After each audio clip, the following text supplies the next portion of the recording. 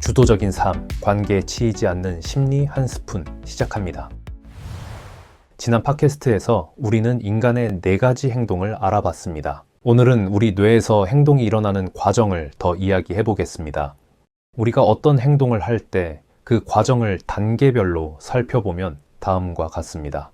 먼저 뇌에서 우리의 기본 욕구를 충족하라는 신호가 발생합니다. 그러면 우리는 자신의 경험과 기억, 알고 있는 것들을 바탕으로 그 욕구를 충족시켜 줄 수 있는 원하는 상태를 마음속에 그립니다. 선택이론에서는 이 원하는 상태 또는 내가 중요하게 여기는 것을 바람이라고 부릅니다.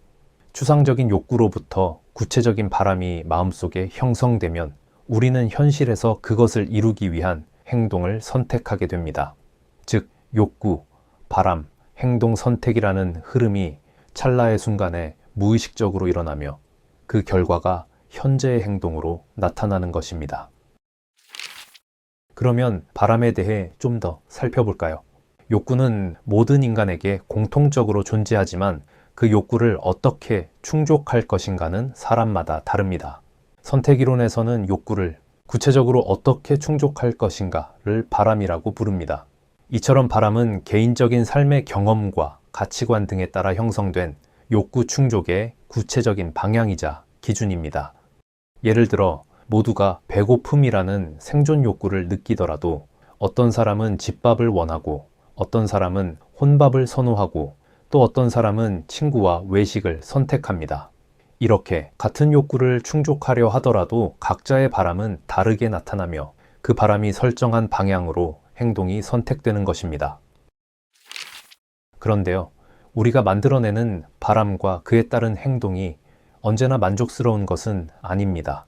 예를 들어 외로움을 느낄 때 혼자 방에서 유튜브를 끊임없이 보는 행동으로 그 감정을 달래려 할 수 있습니다. 하지만 나중에 지나고 보니 그날 친구도 심심했었다면 연락하지 않은 걸 후회하게 되겠죠. 또는 전혀 엉뚱한 실수를 할 수도 있습니다. 선택이론 책에 나오는 이야기인데요. 어떤 남자가 정말 유쾌할 줄 알고 선인장 밭을 뒹굴었다가 온몸이 가시에 찔려 큰 고통을 겪었다는 일화가 있습니다. 그는 그 순간엔 정말 재미있을 거라고 생각했던 거죠. 또 다른 예로 배가 고파서 냉장고를 열었는데 먹을 것이 하나도 없어서 실망하는 경우도 있습니다. 이렇게 우리의 행동은 종종 효과적이지 않은 선택으로 이어지기도 합니다. 우리는 만족스럽지 않거나 효과적이지 않은 행동을 했을 때 즉각 다른 활동으로 넘어가곤 합니다. 냉장고에 먹을 것이 없었다면 바로 배달 앱을 열어 음식을 주문할 수 있죠. 그런데 우리 삶에서 더 복잡하고 감정이 얽힌 상황에서는 이렇게 단순하게 해결되지 않습니다. 부정적인 감정에 빠지게 되고 거기서 벗어나지 못한 채 또 다른 비효율적인 행동을 반복하거나 그 행동이 점점 강화되기도 합니다.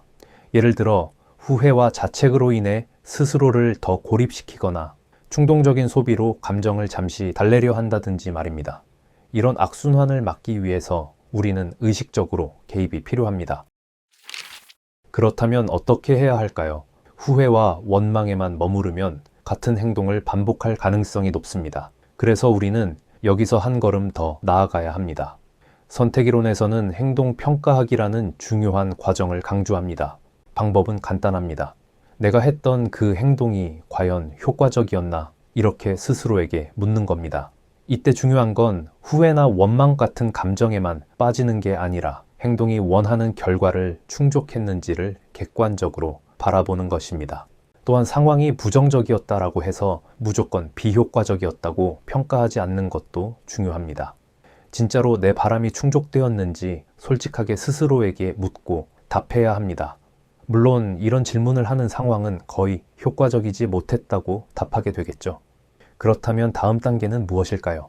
이제는 새로운 행동 계획을 세우는 단계로 넘어가야 합니다. 같은 상황이 다시 생긴다면 어떤 행동을 할지 구체적으로 계획을 세우는 겁니다. 여기서 주의할 점은 새로운 행동이 거창해서는 안 된다는 거예요.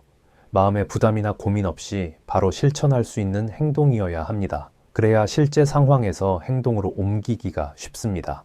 예를 들어 배가 고플 때 냉장고를 열었는데 먹을 것이 없어서 실망했다면 그 순간 바로 배달 앱을 켜서 주문하듯이 작고 실행 가능한 행동으로 변경해야 합니다. 또 다른 예시로 외로움을 느낄 때 다음번에는 유튜브를 켜기 전에 먼저 친구 한 명에게 뭐해? 라고 짧게 메시지를 보낸다거나 산책을 나가서 기분 전환을 해보는 것도 작지만 좋은 행동 변화라고 할 수 있습니다. 선택이론은 이렇게 변화의 출발점을 작은 실천에서 찾으라고 말합니다. 구체적이고 작고 실천 가능한 행동을 반복해보는 겁니다. 그리고 해본 뒤 만족스럽지 않았다면 다시 평가하고 또 작은 변화를 쌓아가는 것이죠.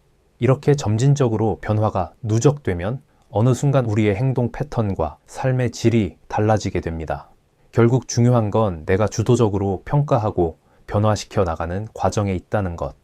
이 작은 주도성이 쌓이면 갈등 상황에서도 훨씬 더 유연하게 대처하고 내가 원하는 방향으로 행동을 조율할 수 있게 됩니다.